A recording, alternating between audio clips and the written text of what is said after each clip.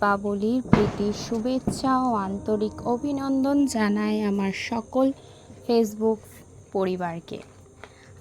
আজকে দীপাবলির অগ্রিম রাত, আজকে হচ্ছে ভূত চতুর্দশী। আর এই ভূত চতুর্দশীতে কে কে 14 শাক খেয়ে 14টা বাতি জ্বালালে? আমার তো এবছর 14 শাকও জুটলো না, আর 14টা বাতিও জুটলো না।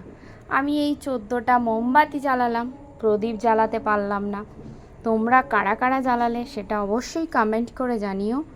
আমি এবছর মোমবাতি সব জ্বালালাম, আমার সমস্ত ঘরে, বারান্দায়, সব জায়গায় কত সুন্দর লাগছে আলোয় আলো।